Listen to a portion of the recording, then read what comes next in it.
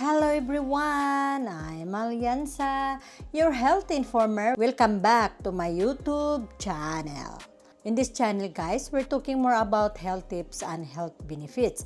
At kung bago pa kayo dito sa channel ko, huwag niyong kalimutan na mag-subscribe at pindutin ang notification bell para updated kayo palagi kung meron akong upload na bagong video.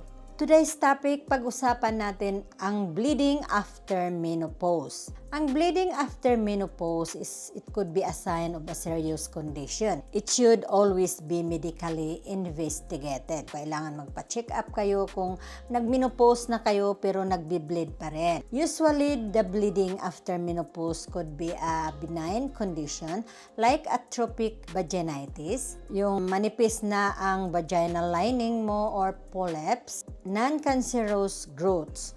Other causes, endometrial hyperplasia, thickened womb lining, fibroids, and side effects of hormone therapy.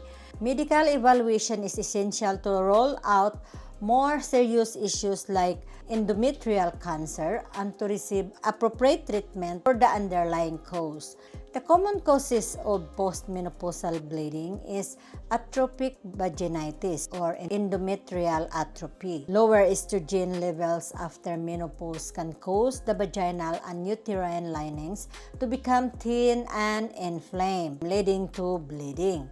The polyps. Ang polyps din ay non-cancerous growths can develop in the cervix of uterus and may cause bleeding. Ang endometrial hyperplasia, this is a condition where the lining of the uterus becomes abnormally thick which can be caused by obesity or too much estrogen. Fibroids, isa din sa postmenopausal bleeding, benign growths in the uterus that can sometimes trigger bleeding even after menopause. Hormone replacement therapy, bleeding can occur as the body adjusts to hormonal shifts or if there's an adjustment in the dose. What to do if you experience bleeding?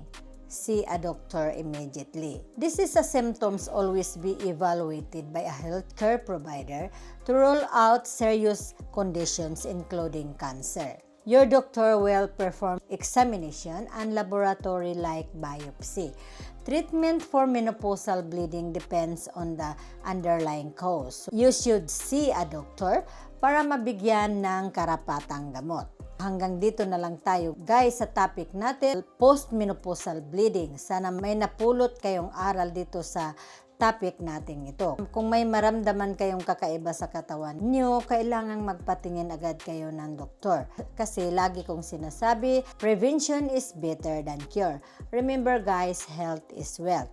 Hindi ako magsasawang magpasalamat sa lahat ng mga subscribers, non-subscribers, lalo na sa mga silent viewers. Maraming salamat po sa suportang binigay nyo dito sa channel ko. Pagpalain po kayo. May God bless us. Thank you for watching.